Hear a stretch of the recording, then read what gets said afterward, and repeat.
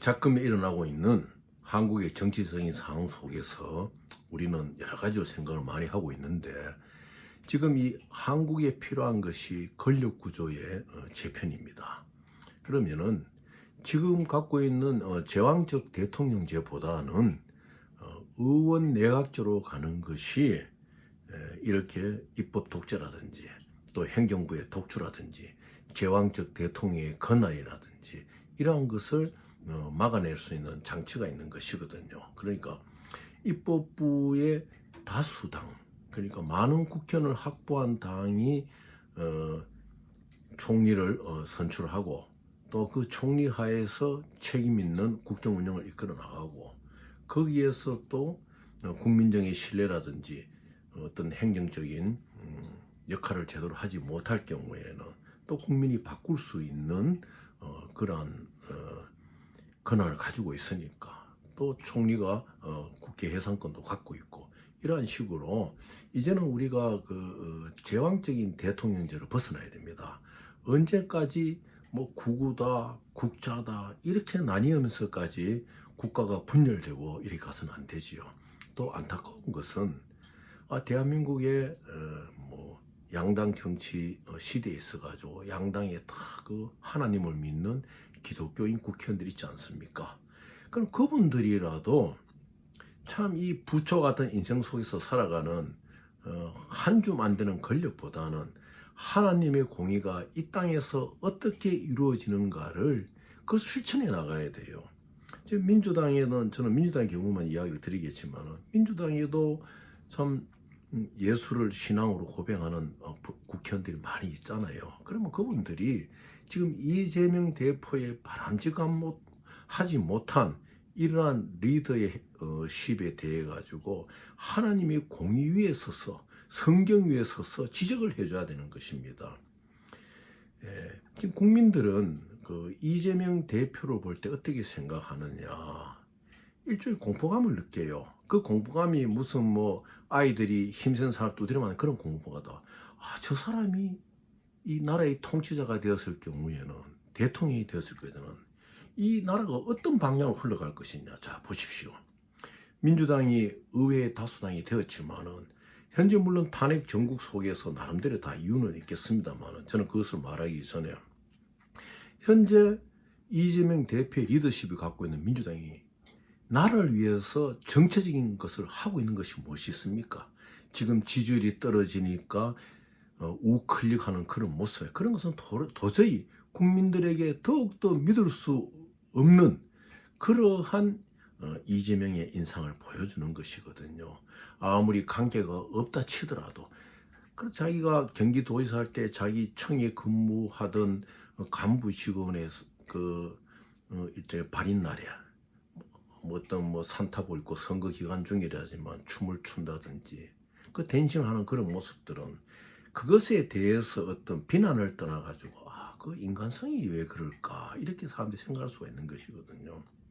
저는 단호하게 말씀드리지만은, 저희들이 35년 전에 DJ를 모시고 평화민주당, 신민주연합당, 그 지하인사들이 결합해가지고 통합민주당을 만들고, 또한 이러한 과정 속에서 목숨을 걸고 우리는 사선을 넘어왔지 않습니까?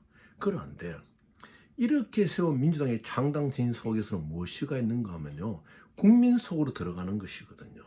이재명 대표는 국민 속으로 들어가는 것이 아니고, 이재명이 아부하는 무리들은 국민 속으로 들어가는 것이 아니고, 한 줌 안 되는 권력욕에 취해가지고 지금 벌이고 있는 이러한 입법 독재의 행태를 국민들이 과연 어떻게 보고 있겠습니까? 그것이 DJ 정치는 아니고 노무현 정치는 아닌 것이군요. 특히 하나님의 공의 앞에서는 그것은 아주 옳지 못한 하나의 정치 형태나 마찬가지인 것입니다. 지금 그래서 늦게나마 각지에서 참 나라를 위해서 기도하시는 옳은 목사님들이 일어서셔가지고 이 나라를 향해서 하실 메시지를 던지고 있잖아요. 저는 호소하기를, 양당에 있는 하나님을 믿는 국회의원들이 부초 같은 인생의 한 줌 안 되는 권력보다도 이 나라의 앞날을 향하여, 후손들의 앞날을 향하여 하나님의 공의가 제대로 설파되는 정치가 무엇이라는 것을 눈으로 보실 때에는 우리나라의 역사가 바뀌잖아요. 지금 동해안에서 일어나고 있는 그 오일 프로젝트의 문제라든지 또 우크라이나 전쟁에서 신음하고 있는 북한군 병사의 문제라든지 현재 트럼프 집권의 초기에 일어나고 있는 세계 경제 시세의 변동이라든지 급격한 가자 지구의 문제라든지 이 산적한 외교 문제가 얼마나 많습니까? 이러한 상태 속에서 또 의료 개혁의 문제라든지 민주당이 오직 이재명 한 사람의 권력욕에 취해 가지고 무리한 쪽으로 의회 권력을 썼으면 안 되거든요. 이것을 우리 국민들은 공포감을 가지는 거야. 저 사람이 대통령이 됐을 경우에는 의회 권력도 저렇게 쓰는데 어떻게 할 것이냐. 물론 그렇지 않다고 볼 수도 있겠지만 국민들은 공포심을 가지는 거예요. 그것은 우리 민주당의 창당 정신에 어긋나는 거거든요.